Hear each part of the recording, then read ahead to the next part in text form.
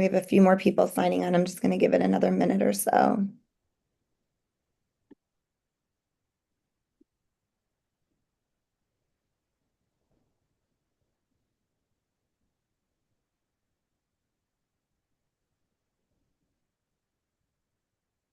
Thank you all for joining us. All right. Let's make sure everyone's in from our waiting room. Perfect. All right. Welcome, everyone. Happy Wednesday. My name is Sarah Green. I am the wellness consultant at the Marcus Institute of Integrative Health at FAU Medicine. I'm welcoming you all today to our 4th annual New Year Wellness Series, backed by popular demand and packed with meaningful guidance on spiritual, relational, emotional, nutritional, physical, and mental wellness. Today, we are going to talk to you about integrative health and a number of other health and wellness topics. Integrative health is a holistic, patient-focused approach to healthcare and wellness. At the Marcus Institute, our physicians treat the whole person by examining everything that makes up a patient's health, including factors that can lead to disease, affect nutrition, exercise, and stress. Ultimately, patients and physicians are partners in healing and wellness. The Marcus Institute is pleased to co-sponsor this series with our friends at the Robin Rubin Center for Happiness and Life Enhancement. We're posting links in the chat now and invite you to learn more about the Marcus Institute and the Robin Rubin Center and make plans to join us again in the near future. I'm really excited to introduce our guest speaker today. Our guest speaker is not only a colleague of mine for many years now, but also a dear friend. Today's speaker is Rebecca Kasten. Rebecca is a graduate of the Institute of Integrative Nutrition and a national board-certified health and wellness coach, as well as a hormone health specialist and a graduate of the Institute for the Psychology of Eating as a mind-body eating coach. Rebecca completed a 200-hour Vinyasa yoga teaching certification and is also a certified sound healing practitioner. She is the author of the cookbook titled For the Love of Real Food, and she's a proud mother of 3 beautiful, empowered daughters. Today, Rebecca is going to share with us the ideas and concepts around mindful eating, cultivating a healthier relationship with food. Welcome, Rebecca. Thank you, Sarah. Thanks for that introduction. I'm so happy to be here again for another year. Mindful eating is like one of my favorite topics to talk about, and how to help people cultivate that healthier relationship with food. When we become mindful, we really can transform our journey with food and how we feel. So it's going to dive right into that. It's not advancing. Okay, there we go. Okay. Little technology issue. Okay, so what is mindful eating? So mindful eating is about cultivating a deeper connection to our meals and our bodies. It involves eating with both intention and attention, allowing us to fully engage with the act of nourishment. And this means when we sit down with a plate, really being present in that moment and savoring the experience of eating by noticing the colors, the textures, the flavors, the aromas of our food. It's also about tuning into our body's hunger and fullness cues and learning to recognize when we're truly hungry and stopping when we feel satisfied. When we practice mindful eating, it encourages us to just slow down, chew thoroughly, and appreciate the journey of the food from the preparation to actually like sitting down and putting it in our mouths. So like at its core, the practice invites us to approach food with a sense of curiosity and gratitude, and it allows us to step into this space where we're free from the judgment or guilt that we put on ourselves. By fostering a compassionate, non-judgmental mindset, mindful eating just helps us break free from that restrictive eating or that emotional eating patterns, and it just actually creates a more healthier and a more joyful relationship with the food that we eat, and then ultimately with our bodies. Okay. So there are several benefits to mindful eating, and they're really, really wide. So first, we are improving our relationship with food. And we do that by being fully present. When we're fully present with our food, our bodies are able to properly prepare for assimilation, digestion, and metabolism. Okay. When we're in that space of being prepared, we get enhanced nutrient absorption, and then we start to see a reduction in like some common digestive issues like bloating, gas, constipation, because the body isn't always in a chronic state of fight or flight. So this intentional focus not only makes us choose healthier foods, but we become more in tune and more intuitive into what our bodies actually need for our nourishment and our energy. Practicing mindful eating, it significantly reduces the overeating because you're really slowing down and you're allowing your stomach to actually signal the brain that you're full. So we reduce overeating, and when we're more mindful and we show up to a meal in choice, right, then it puts us into the space where we can start to overcome emotional eating because we're tuning into our bodies. And then when we're tuning into our bodies and we're eating slower, we're more better equipped to determine when we're satisfied. And then we stop overindulging because it's our habit, or we're stressed, or we're trying to feed an emotion. So this slowing down, not only supports our emotional and our physical well-being, but it actually just helps us really tune in. Our body gives us so many amazing messages and cues throughout the day, but we're just so hardwired to kind of push past it. What this does, it allows us to distinguish between what's physical hunger, what's an emotional craving, and then we can really feel empowered to kind of like dig deep into like what the underlying causes of our eating.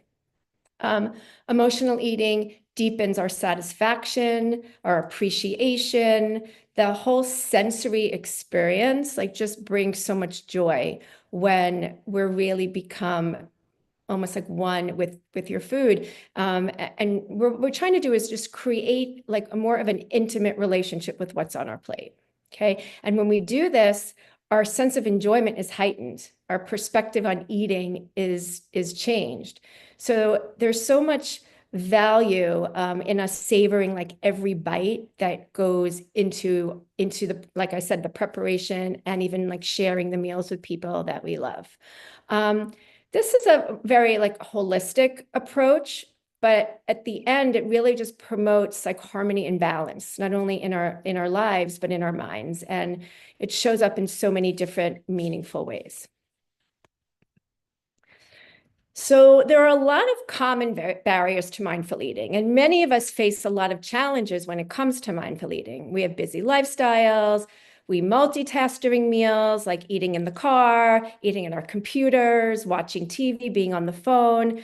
We're going to kind of come up with some strategies, or I'm going to teach you some strategies today that if you practice this with intention, you will become a great mindful eater. When we're eating, that should be an activity in and of itself, right? Creating that meal. And even if you don't have 30 minutes to devote to a lunch, like maybe you have 10, maybe you have 15, but make that eating the activity, not something that you're just kind of like adding on to your TV watching or finishing up that last bit of work. So I'm going to break it down and, give you like bite-sized, really manageable, actionable pieces to help you become more of a mindful eater. Okay. So the first thing we want to do when we're doing mindful eating is we want to engage all of our senses. Take a moment to appreciate your food before you even eat it. And that's why a lot of cultures like pray or bless their food before they even dive in. So look at your food. Look at all the colors. right? There's a reason why there are so many different colors of vegetables and fruits. So notice the colors, notice the textures, inhale the aroma. When you put that bite in your mouth, listen, does it make a sound? Is it crunchy? Is it mushy, right? When you slow it down, you're really going to start, like all of your other senses just become really heightened. The crunch of a fresh vegetable, those types of sensations. And then as you eat, I want you to focus on those sensations. The next thing is slowing it down and savoring every bite. We need to give our brain and our stomach time to communicate, right? This will help us recognize when we're satisfied. So chew each bite thoroughly, right? As many times as you need to chew it to break it down so you swallow it. Most people will swallow whole bites of food and they just do fork after fork after fork, and they're not even really tasting the food. So a little trick there is put a fork full of food in your mouth. Let's put the fork down, chew it.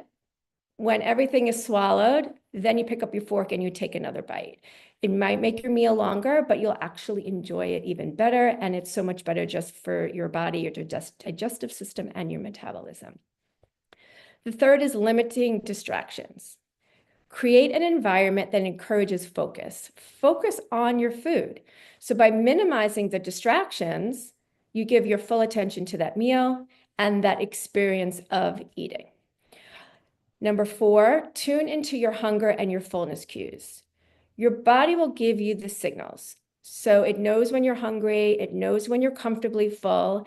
It will start telling you if you're eating out of habit or emotion. Like take those moments to think, when you're craving those chips or those cookies, like at the end of the day, like take that moment and ask yourself, did I eat well today? Did I nourish my body? Did I get all of the nutrients that I need? And am I really hungry? Right? Tune into your stomach. Is it gurgling? Is it like making noise? Do you feel those hunger sensations? If not, do another check-in. Okay, what am I actually feeling? Am I feeling bored or sad or angry or, just I need something to distract myself?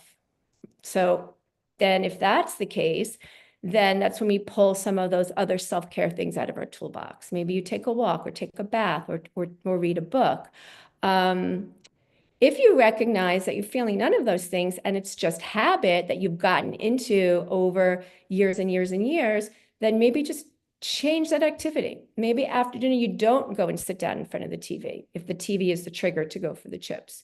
So start to just be quiet and just really start to listen. And then your body will give you the answer. Number 5 is gratitude, right? If you take that moment to reflect on the journey of your food, right? How was it grown? Who picked it? Where did it come from? How far did it travel? How was it prepared? Who brought it to the table? So if you take that moment to say, wow, I'm so grateful for all of the people and all of the things that had to happen to that beet before it appeared on my plate, it just, you start to foster like this deeper appreciation for your meals. And then you're sitting down with more of like a positive mindset. Number 6, practice portion awareness. Serve yourself smaller portions initially. When you're eating slowly, you're going to need less food, right? Because we're overeating because we're not allowing our stomach to send those signals to our brain. So have a smaller portion, eat it slowly. When you finish it, then decide, do I want more? Right? When we eat slowly, it allows us time to like better assess like our hunger before we dive into overeating. And number 7 is set an intentional space. Like, where is your eating space? Right? It should be calm. It should be inviting. These should be the spaces that you dedicate your meals to. And this will help signal your brain that it's time for you to focus on your nourishment and enjoyment as opposed to, eating in front of the TV or in front of the computer. So practicing all of these things, and that's exactly what it is. It's a practice. And just try one thing at a time, right? Whenever we're making any kind of habit changes, we don't want to just dive in and do it all unless that is your tendency. So take one of these things at a time and start incorporating them into your meals. And then once you're comfortable with that, add another, and you will see over the course of time, you're eating less, you're losing weight, your digestion's better, you feel better emotionally, and you feel better about what's on your plate. And you'll find you're also now gravitating to more whole foods as opposed to fast food, junk food, grab and go. So I use this quote a lot with all of my clients and patients. I call it practice the pause. So Viktor Frankl, he has this beautiful quote that says, between stimulus and response, there is a space.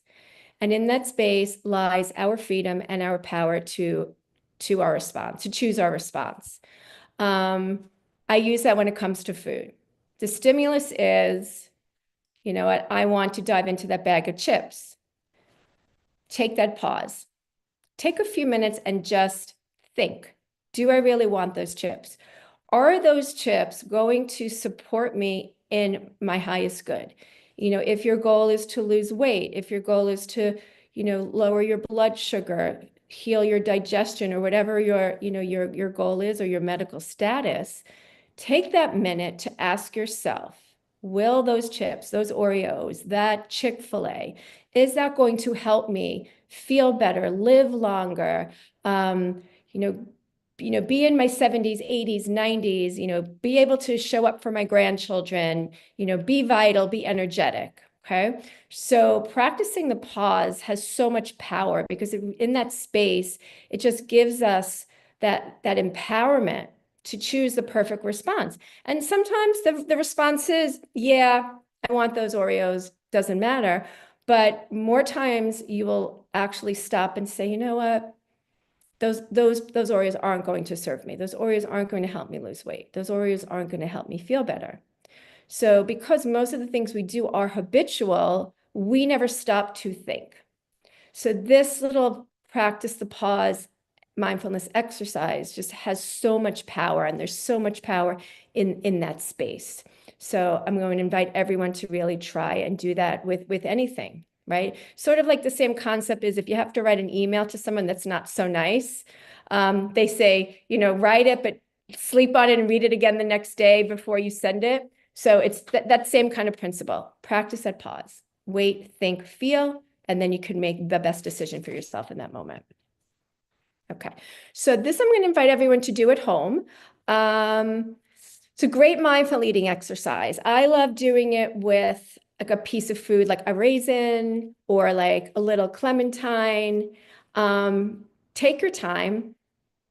And a lot of times you can do this, like first analyze it with your eyes. Like if you're looking at a raisin, you can notice the wrinkles and the color, and then close your eyes and like feel it with your fingers. Like notice the texture, notice the shape. You know, in the case of a raisin, is it squishy, right? You can smell it. Does it have a smell? You might notice when you smell it, all of a sudden your mouth will start to, you know, salivate. Your stomach will start to kind of make gurgling noises. You can take that raisin, you know, and you put it near your ear and you squish it. Does it make a noise? Okay. And then after you do all of this, like investigating of your other senses, then put it in your mouth, right? Let it sit on your tongue, roll it around. Then when you're finally ready and you feel like you've gotten all of your senses engaged, then you bite, then you chew slowly and you'll savor the taste. And then after, just reflect on that experience. And I promise you, it will be the most flavorful, powerful raisin you have ever eaten in your life. Because most of us, well, like if we're going to eat raisins, we take handfuls and we just like throw them back. So I'm going to invite everyone to try this mindful eating exercise at home. You could do the same thing with like a clementine, you know, peel it, and you know, there's a lot of things to see. So I'd like you guys to try this at home. Okay. So how do we create our mindful eating routine? And I remember, we're creating new habits. We're creating new neural pathways. So we're going to start with little baby steps. So these steps are intentional, and you can start with one meal or one snack, okay? It's a very focused approach that makes this new habit easier to incorporate into your daily routine without making you feel overwhelmed. So first, we want to create a calm, distraction-free environment. And then set aside that intentional space for eating that's free of clutter and screens and interruptions. This dedicated space allows us to really engage with our food. Before beginning the meal, we're going to practice some gratitude. Remember what I said? Just reflect on the effort it took for that beet or that whatever to get on your plate. It will deepen your connection with what you're eating and just kind of sets this very positive, upbeat tone for the meal. And during the meal, reflect on how you feel. Listen to your body's signals, right? Enjoy those flavors and textures. And when you're finished eating, take that moment of reflection.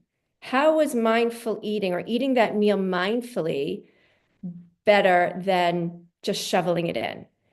Did it enhance your enjoyment of that meal? Did you feel more in tune to your body's needs? Did you notice when you started to get comfortably full?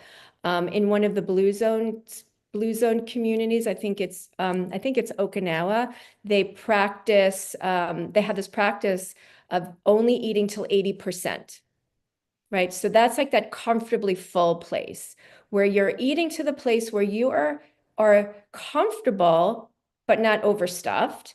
And that might take a little bit of time to kind of like practice. And you might feel that, well, I'm hungry a little bit later. And if that's the case, you're welcome to, eat a little bit more later, or, you just really start to understand what your body needs. So try to practice that 80-20. And then this practice will actually just help motivate you and help you on this journey as you practice mindful eating. Once you've got like one meal under your belt and you're really comfortable with that, just gradually extend it to more meals. And then over time, these small, consistent changes will evolve into a sustainable routine, and you will start to foster a healthier, more balanced relationship with food, and you'll start to feel better in your body. You will start to see changes in your digestion and your weight. There's a lot of benefits to this. Okay. So mindful eating, as we sort of discussed, it offers a variety of benefits that go beyond our plate. It improves our digestion. As we eat slowly, it allows our body to process the food more efficiently. And then it helps us promote healthy eating habits. And then we're more intentional about our choices. If we think about what is in that food that we want to like put into our bodies, it stops us to, again, remember, pause and think, will that food support my highest goal? It reduces overeating. It reduces emotional eating. When you are in tune to how you're feeling inside, and you can start correlating, wow, I notice that when I'm bored, I eat M&Ms. When I'm sad, I eat half a gallon of ice cream, right? When we get quiet, then we're able to really start distinguishing, am I really hungry, physical hunger, or is this an emotional trigger? And if it's an emotional trigger, pull something else out of your toolbox. Some cinnamon tea, a walk, a bath, a hug from someone you love. And then I'm sure everyone here has like their toolbox. So just keep adding tools into your toolbox. It also enhances the enjoyment of food, right? When we're able to like really sit and enjoy those flavors and textures and aromas, then eating becomes more satisfying and fulfilling. So I like to say, imagine each meal was prepared for you at a Michelin star restaurant. If we're going to a Michelin star restaurant and we're spending $200 on a meal, we're going to eat really slowly because we want to savor every bite. We want to enjoy that whole experience fully. So why don't we extend that same reverence to the foods that we eat and we make at home? So every time you sit down for a meal, you are in your own Michelin star restaurant, and just slow it down. And what we have to remember that it's not just about what we eat, but how we're eating it. I mean, you can eat all the broccoli, all the kale, all the tofu, right? And still not feel good and not be healthy if you're not eating mindfully. So how we eat is as important as what we eat, and that helps us create this healthier relationship with food and with ourselves. So how do we make this last? Number one, we're going to slow it down and savor and chew. Number two, eliminate those distractions. Each meal is an activity in and of itself. Tune into those hunger cues. When you're hungry, eat. When you're comfortably full, about 80%, we stop.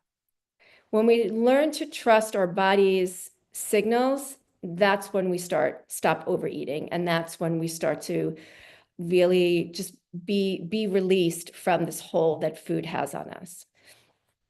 And number four is practice gratitude. So when we reflect on the effort and the sources that come behind our food and how it got to our table, it creates this deeper appreciation for the food, for our bodies, and it encourages a better mindset. So just kind of sum everything up. Mindful eating is super powerful. It helps us foster healthy relationships with ourselves, our bodies, the people in our life, the people that we're eating with. First thing we do is make small, consistent changes. When we make those small, consistent changes, we form lasting habits that improve both our physical and our emotional health.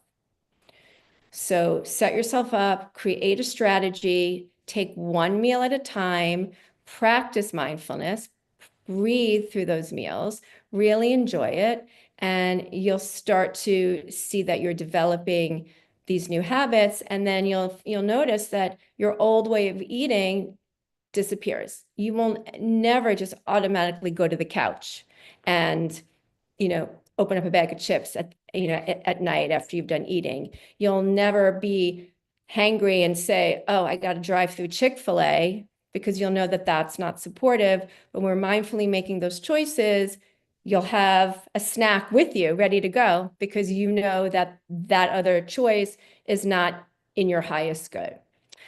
So I'm so grateful and appreciative that everybody joined me today. I could talk about this for hours. It's just, I'm so passionate about this, and it works. I practice everything I preach. I've been eating this way for a couple of decades, and I really have seen a tremendous change in my health, in my choices. I practice pauses everywhere, all over town. And it really helps just create this mindfulness and this gratitude about the food we eat. So I want to leave everybody with one call to action, and think about what's one mindful habit that you can start practicing today to support a healthier, more sustainable relationship with food. Thank you so much for having me, Sarah and Danielle. I love being here. It's amazing.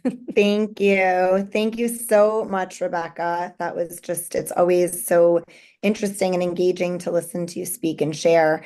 Before we dive into the Q&A, everyone, please take a moment to fill out the survey that's being posted in the chat box. We appreciate your feedback. So if you can visit the chat box for that quick survey, and we're going to give everybody about a minute to do so.